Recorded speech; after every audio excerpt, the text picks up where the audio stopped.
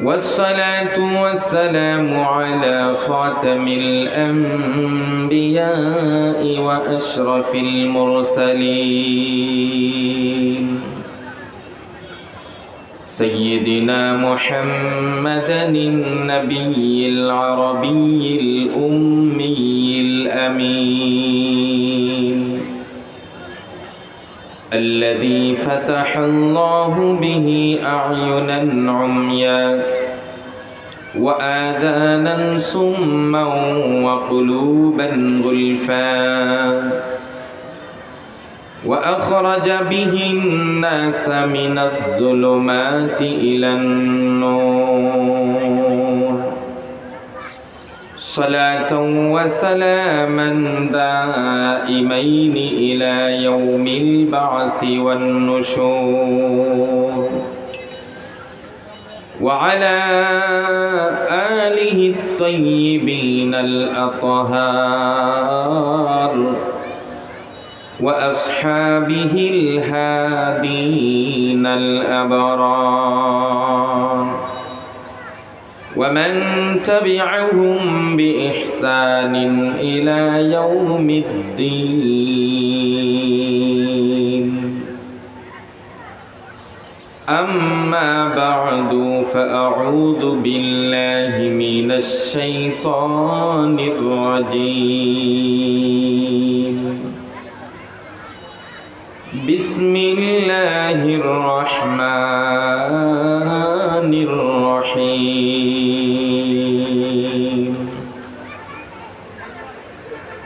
ووصينا الإنسان بوالديه حملته أمه وهنا على وهن وفصاله في عامين أن اشكر لي ولوالديك إلي المصير وإن جاهداك على أن تشرك بي ما ليس لك به علم فلا تطعهما إلى آخر الآية. وعن عبد الله بن عمرو رضي الله تعالى عنه عن النبي صلى الله عليه وسلم قال: السمع والطاعة حق فيما لم يؤمر بالمعصية، فإذا أمر بمعصية فلا سمع ولا طاعة، أو كما قال عليه الصلاة والسلام। সকলে জবান ছেড়ে দিয়ে মহব্বতের সাথে পড়েন বালাগাল উলা বিকামালিহি কাশাফাদ দুজা বিজামালিহি হাসুনাত জামিউ খিসালিহি সাল্লু আলাইহি ওয়া আলিহি। मुझे कुछ मिले या ना मिले, अगर मोहम्मद मिले, यानी वो शई जिससे अल्लाह मिले। बलगल उला बिकमालिही कशफत दुजा बिजमालिही हसनत जमीउ खिसालिही सल्लु अलैहि व आलिहि। दुरूद शरीफ सकले पढ़ेन अल्लाहुम्मा सल्लि अला मुहम्मद व अला आलि मुहम्मद कमा सल्लैता अला इब्राहीम व अला आलि इब्राहीम इन्नका हमीदुम मजीद। अल्लाहुम्मा बारिक अला मुहम्मद व अला आलि मुहम्मद كما باركت على إبراهيم وعلى آل إبراهيم إنك حميد مجيد رب اشرح لي صدري ويسر لي أمري واحلل عقدة من لساني يفقهوا قولي وبك نستعين يا مستعان ঐতিহ্যবাহী উলামায়ে কেরাম ও মাশায়েখে ইজাম, খুতাবায়ে ইজাম ও আইম্মায়ে মাসাইদ সম্মিলিত সকল উলামায়ে কেরামের প্রাণের আস্থার ভালোবাসার সংগঠন জাতীয় সংগঠন জাতীয় উলামা মাশায়েখ আইম্মা পরিষদের গাজীপুর মহানগর অন্তর্গত কোনাবাড়ির ৬ ওয়ার্ডের সমন্বিত কোনাবাড়ি থানার শাখা কর্তৃক আয়োজিত আজকের এই বিশাল ইসলামী মহাসম্মেলনে নেহায়েত কাবিলুল ইহতারাম শ্রদ্ধাভাজন সভাপতি, আজকের মাহফিলের মধ্যমণি, প্রধান আকর্ষণ, জাতির আধ্যাত্মিক রাহবার, লাখো কোটি তরুণ যুবক, আবাল বৃদ্ধ বনিতা, সকলের হৃদয়ের স্পন্দন, মুজাহিদে মিল্লাত, শাইখুল হাদিস, শাইখে সরমুনাই, মুফতি ফয়জুল করিম দামাত বারাকাতুহুল আলিয়া মাহফিলে ইনশাআল্লাহ যথাসময়ে মূল্যবান আলোচনা রাখবেন প্রথিত যশা আলেমে দ্বীন, গ্র্যান্ডেড মুফতি, বাংলাদেশের বিজ্ঞ উলামায়ে কেরামের অন্যতম মুফতি দেলোয়ার হোসেন সাহেব দামাত বারাকাতুহুল আলিয়া। আরও আলোচনা রাখবেন এদেশের ইসলামী অঙ্গনের ইসলামী স্কলারদের অন্যতম সুস্পষ্ট ভাষী, সুন্দর উপস্থাপক, গঠনমূলক আলোচক, আমাদের সকলের প্রিয় বক্তা মুফাসসিরে কোরআন হযরত মাওলানা আব্দুল বাসিত খান সাহেব হাফিজাহুল্লাহ।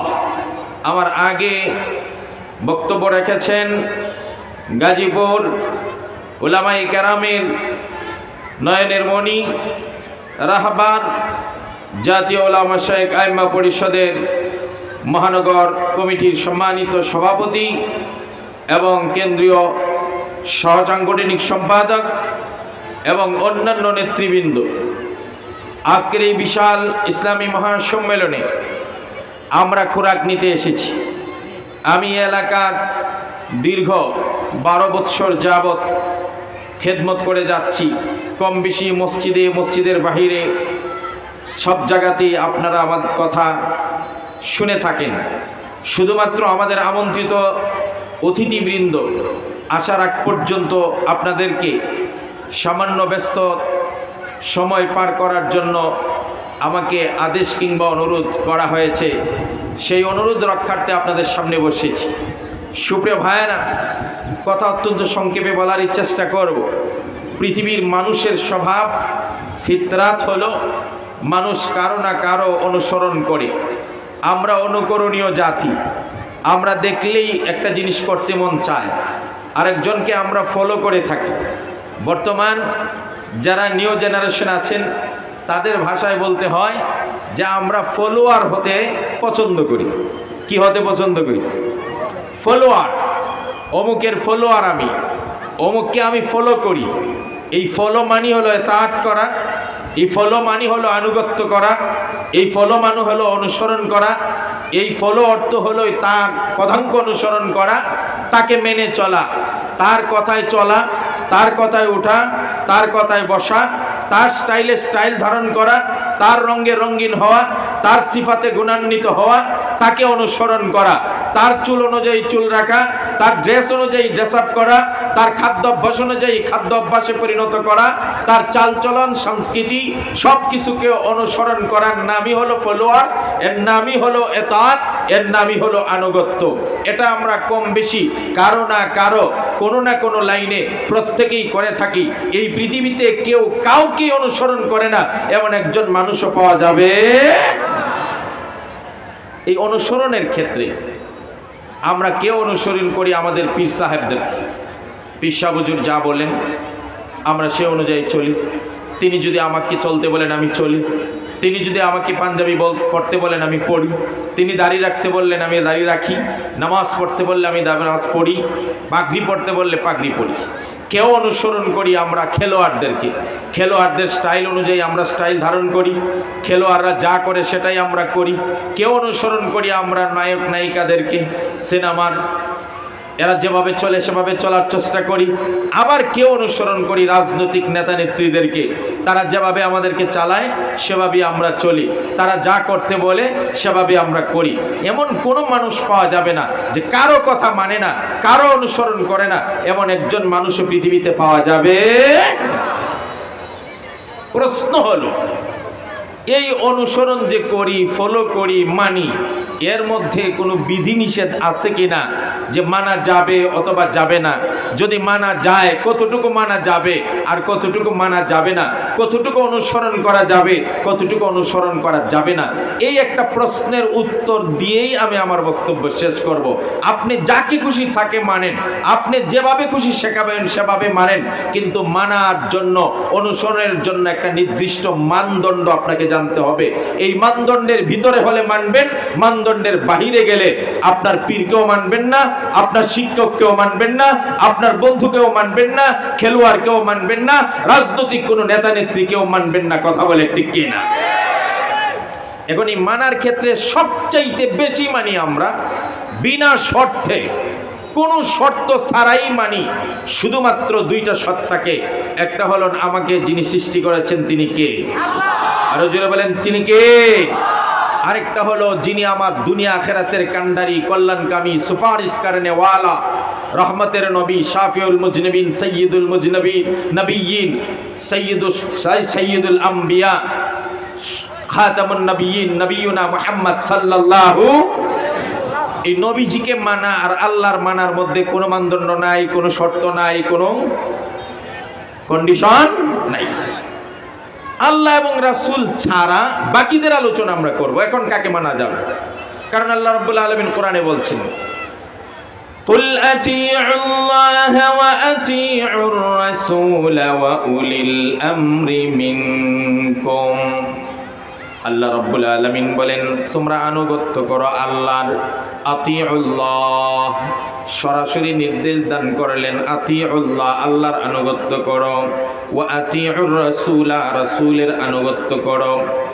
দুটি শব্দের প্রতি একটু খেয়াল করবেন। আতিউল্লাহ বলার আগে, আল্লাহ শব্দের আগে আতিউ লাগিয়ে দিয়ে বলছেন আল্লাহর আনুগত্য করো। আতিউর রাসূল, রাসূলের আগেও আতিউ লাগিয়ে দিয়ে বলছেন আনুগত্য করো।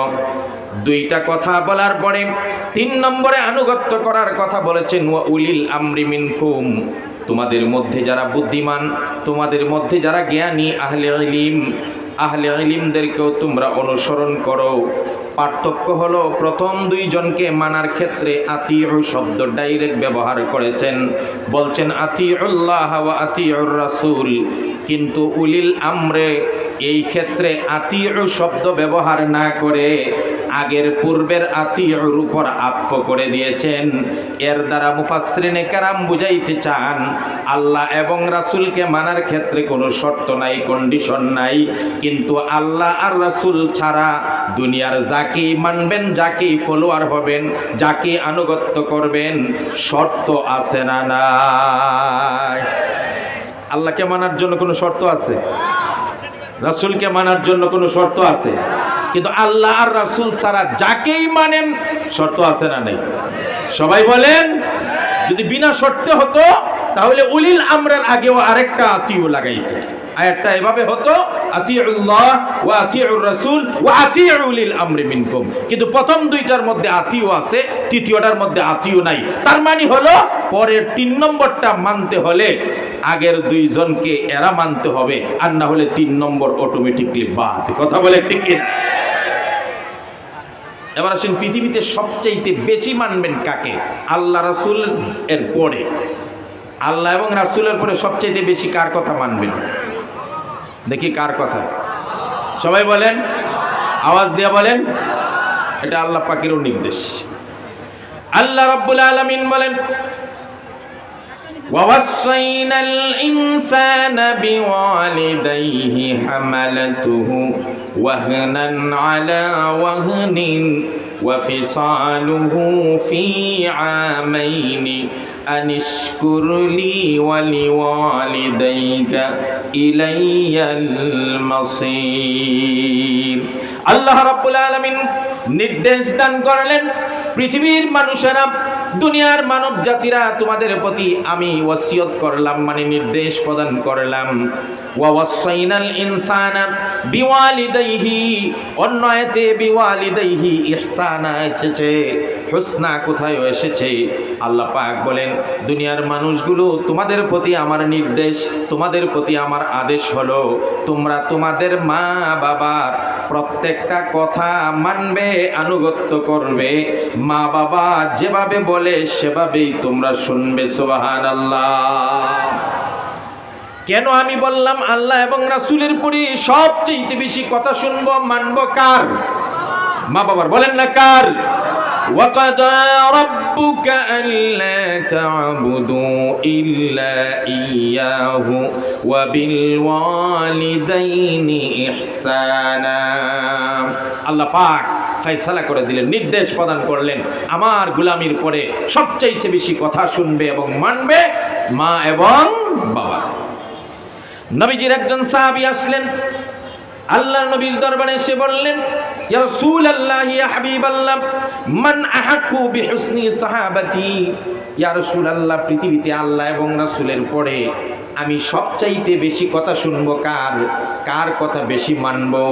কার আমি সবচাইতে বেশি সোহবত ইখতিয়ার করব? মানে কার সেবা বেশি করব? কে আমার উপর অধিকার বেশি রাখে? নবীজি বললেন, সাহাবী উম্মুকা, আল্লাহ এবং রাসূলের পরে সবচাইতে বেশি অধিকার তোমার উপর তোমার মা। সাহাবী দ্বিতীয়বার প্রশ্ন করলেন, ইয়া রাসূলুল্লাহ, ইয়া হাবিবাল্লাহ, সুম্মা মান? এরপরে কার অধিকার আমার উপর বেশি, কার কথা শুনবো? নবীজি বলেন, উম্মুকা, তোমার মা। তৃতীয়বার সাহাবী বলেন, সুম্মা মান? এরপরে কার কথা মানবো? নবীজি বলেন, উম্মুকা, তোমার মা। এরপরে সাহাবী বলেন, সুম্মা মান? অতঃপর কার? নবীজি চতুর্থবার বলেন, আবুকা, তোমার বাবা। মার কথা কবার বললেন? বাবার কথা।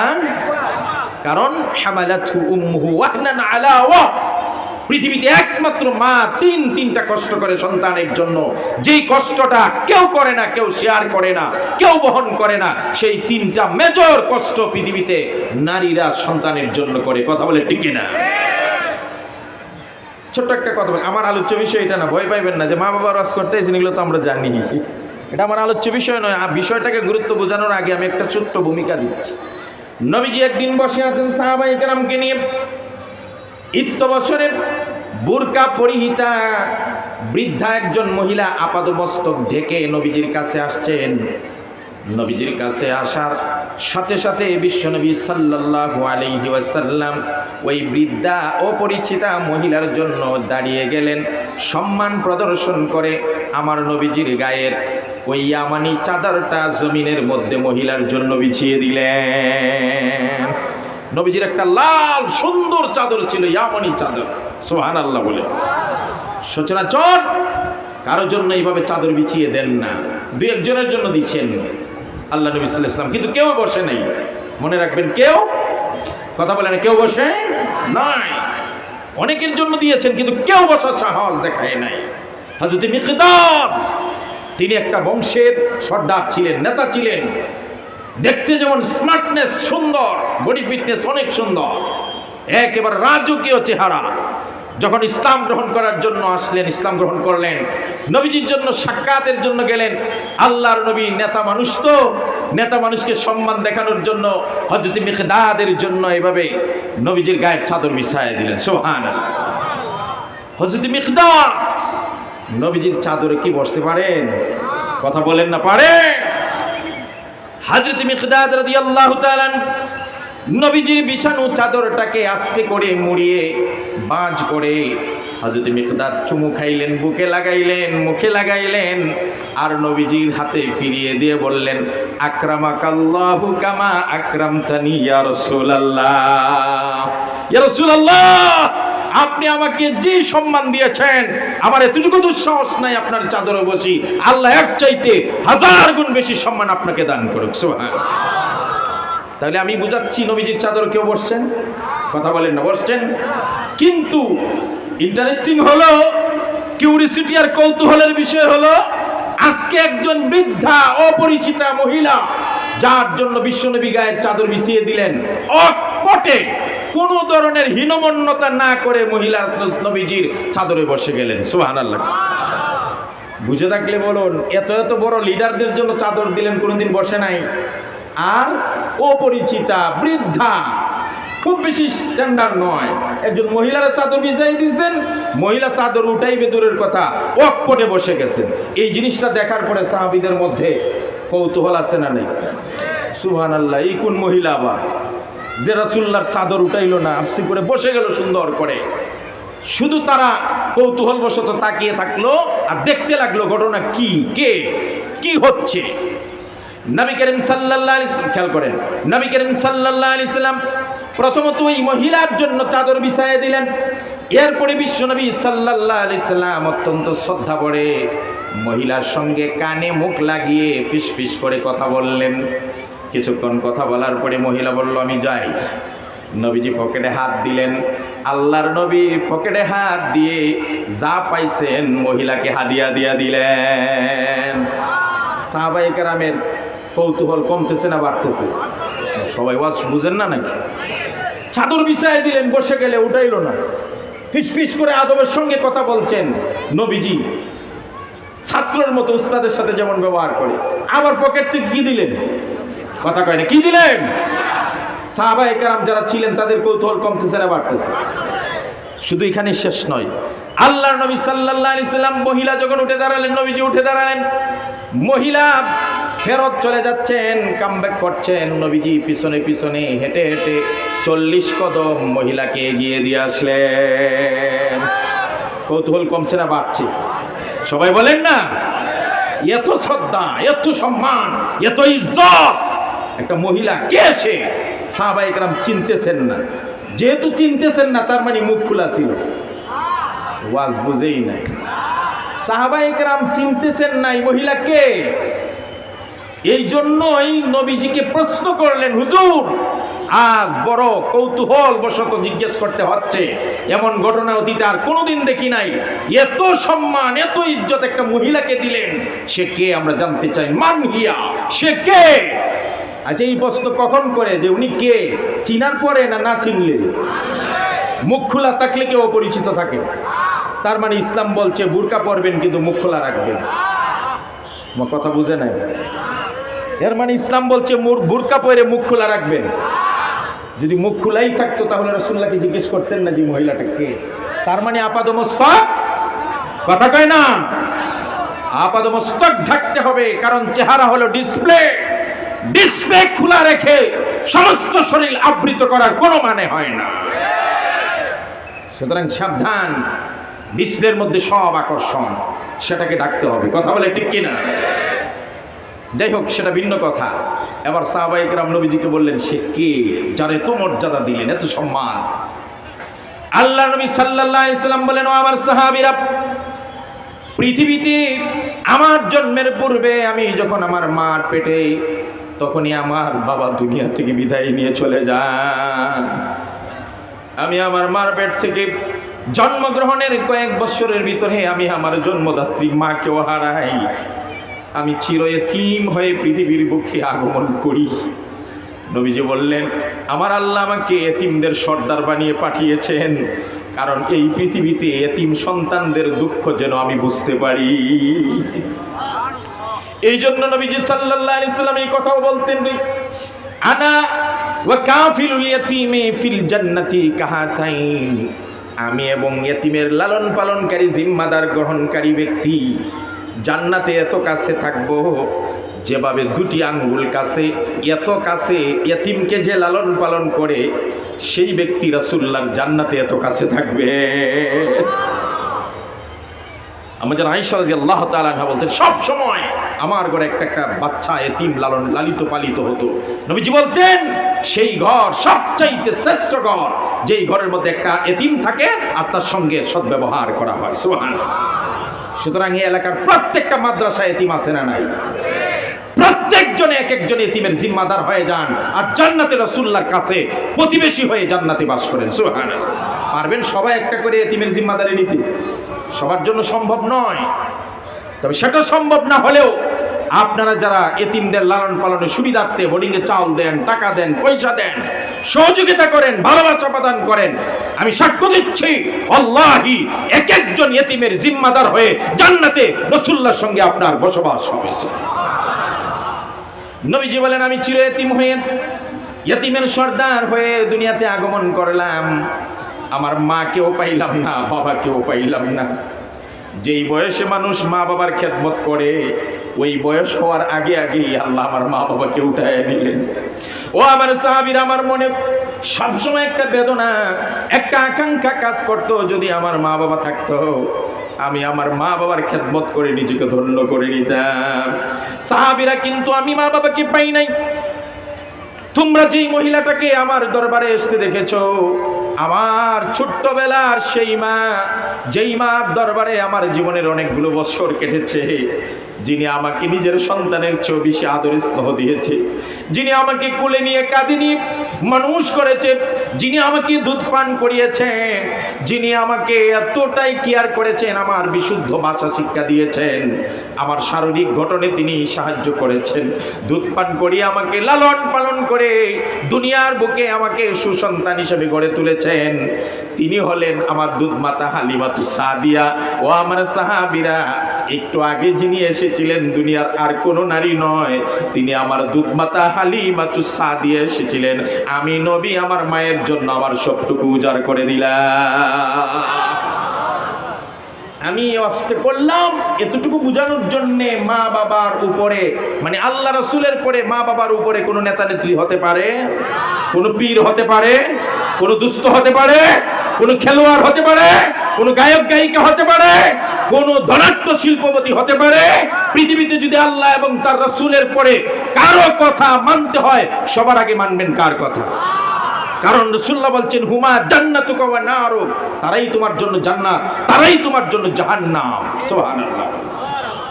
রিদার রাব্বি ফি রিদাল ওয়ালিদাইন ওয়া সাখাতুর রাব্বি ফি সাখাতিল ওয়ালিদাইন। মা বাবা খুশি তো কে খুশি? মা বাবা নারাজ তো কে নারাজ? তাহলে কথা শুনবো কার? আল্লাহ রাসূলের পরে কার কথা শুনবো? মা বাবার। বলেন কার? আরো জোরে, আরো জোরে। এবার আমার একটা প্রশ্ন আছে। একজন সাহাবী ছিলেন, যেই সাহাবীর নাম তাফসীর কুরতুবীতে লিখেছেন সাদ ইবনে আবি ওয়াক্কাস, আর কোন কোন তাফসীর গ্রন্থে লিখেছেন সাদ ইবনে মালিক। প্রসিদ্ধ হলো সাদ ইবনে মালিক, এই কথাটার জোরালো বেশি। হযরত সাদ ইবনে মালিক ছিলেন মা ভক্ত। সুবহানাল্লাহ বলে। সাদ ইবনে মালিকের মা ছিলেন আবু সুফিয়ানের বোন। তো সাদ ইবনে মালিক তার মার এতটাই ভক্ত ছিল, গোটা আরবে সেটা প্রসিদ্ধ হয়ে গেছে যে সাদের মতো মা ভক্তি পৃথিবীতে আর কোনো সাহাবী হয় নাই। সুবহানাল্লাহ। এতটা মা ভক্ত ছিল। মা যদি বলতো ওঠ, উঠতেন, মা বলতো বস, বসতেন, মা বলতো এবার যা, যাইতেন, এবার স্টপ হয়ে যেতেন। বুঝে দেখলে বলুন, সাদ মার ভক্তি শ্রদ্ধা সাদের অন্তরে ছিল না? ছিল না? সবাই বলেন।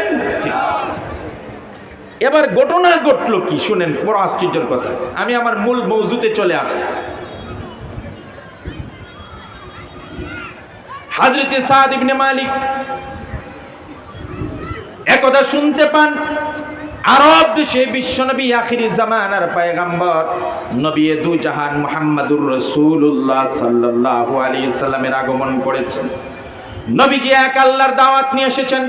পৃথিবীর বুক থেকে বহু খোদা 3,33 কোটি দেবতার পূজা বাদ দিয়ে এক আল্লাহর পূজা অর্চনার ইবাদত করার জন্য ঘোষণা করেছেন, ইয়া আইয়ুহান নাস কুলু লা ইলাহা ইল্লাল্লাহু তুফলিহুন। নবীজি এক আল্লাহ তাওহীদের দাওয়াত নিয়ে আরবের অন্ধকার দূরীভূত করে আলোর মশাল নিয়ে মক্কার জমিনে আগমন করলেন। সুবহানাল্লাহ। হযরত সাদ শোনার পরে আগ্রহ সৃষ্টি হলো, আরে বাবা, আমরা তো বৃষ্টির জন্য এক আল্লাহর কাছে যাই, রোদ পাওয়া চাওয়ার জন্য আরেক আল্লাহর কাছে যাই, মামলায় জিতার জন্য আরেক পিশাব ধরি, আছে না নাই? সন্তানের জন্য আরেক বাবার দরবারে যাই। আরবেরা এটাই করত, আরবেরা এটাই করত। তারা বৃষ্টির জন্য এক আল্লাহ, রৌদ্রের জন্য আরেক আল্লাহ, সন্তানের জন্য আরেক আল্লাহ, সুস্থতার জন্য আরেক পূজা। এইভাবে তাদের 33 কোটি দেবতা ছিল। দেবতার শেষ নাই, মাবুদের শেষ নাই। এই 33 কোটি দেবতার আল্লাহর ভিড়ে মুহাম্মদ সাল্লাল্লাহু আলাইহি সাল্লাম আল্লাহ নিয়ে আসছেন কয়জন?